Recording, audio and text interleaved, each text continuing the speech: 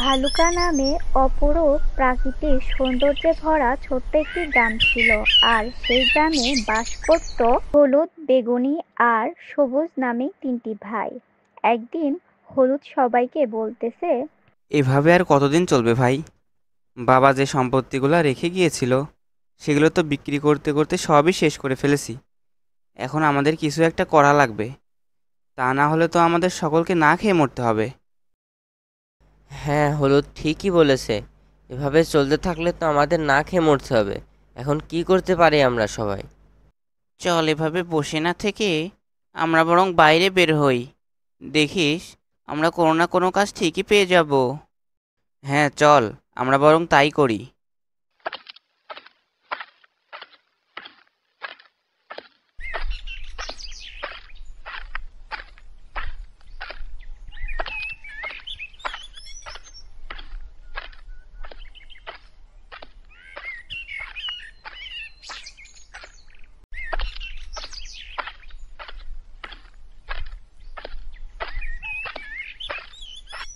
কাকু, আমরা তিন ভাই, হলুদ, সবুজ আর বেগুনি।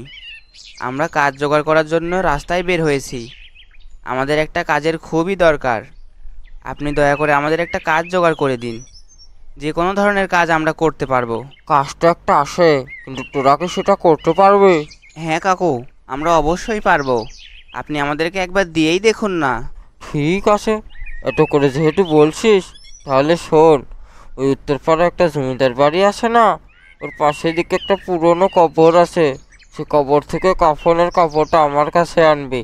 তার বিনিময়ে আমি তাদেরকে 10,000 স্বর্ণ মুদ্রা দেবো। কিরে, পারবি তো? নাকি আবার তোরা ভয় পাবি? ঠিক আছে কাকু, আজকে রাতের মধ্যেই আমরা ওই প্রাচীন কবরস্থান থেকে কাফনের কাপড় আপনার কাছে কেটে নিয়ে আসব, সে যেভাবেই হোক।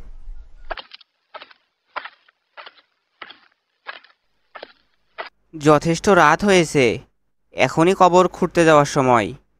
আর এদিকে দেখছি আকাশেও পূর্ণিমার চাঁদ আছে। এখনই যাওয়ার সঠিক সময়। কইরে সবুজ, বেগুনি, আয় তাড়াতাড়ি আয়। চল, আমরা জমিদার বাড়িতে যাই, না হলে দেরি হয়ে যাবে।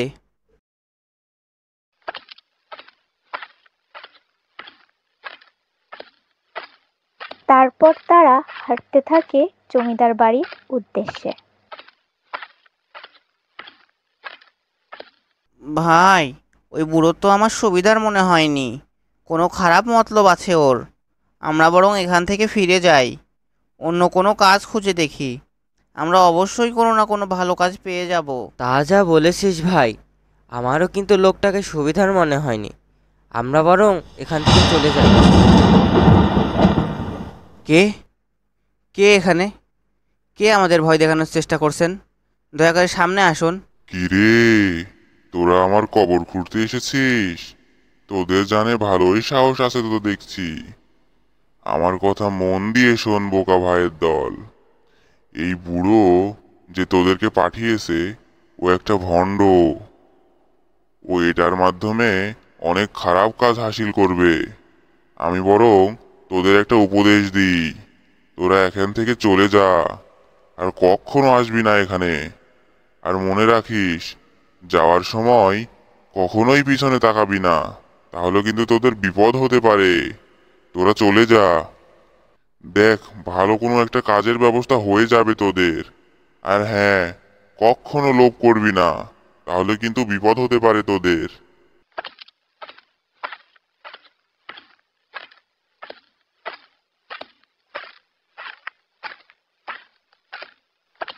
কে এই স্বর্ণ মুদ্রাগুলো ফেলে রেখে গেছে? ভালোই হয়েছে, আমাদের আর কষ্ট করে খেটে খাওয়া লাগবে না। এগুলো বিক্রি করে আমরা অনেক বড়লোক হয়ে যাব। যেভাবেই হোক, এই স্বর্ণমুদ্রা আমার একা নিতে হবে। ওদের দুজনকে হত্যা করে হলেও এটা আমাকে একা নিতে হবে। হি হি হি হি হি। ওদের দুজনকে দিলে ওরাও বড়লোক হয়ে যাবে। যেভাবেই হোক এই স্বর্ণ মুদ্রাগুলো আমার একা নিতে হবে।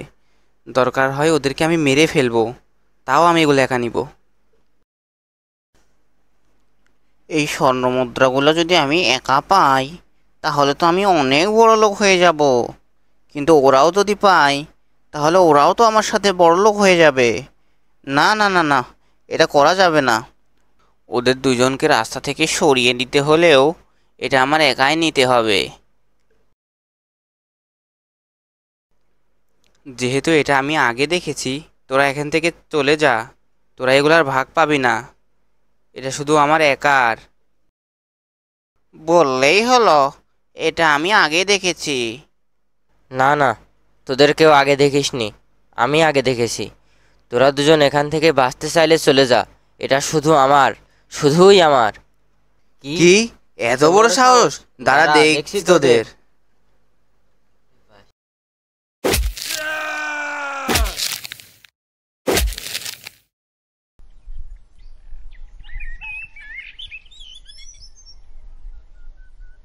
এই জন্যই আমাদের লোভ করা উচিত না।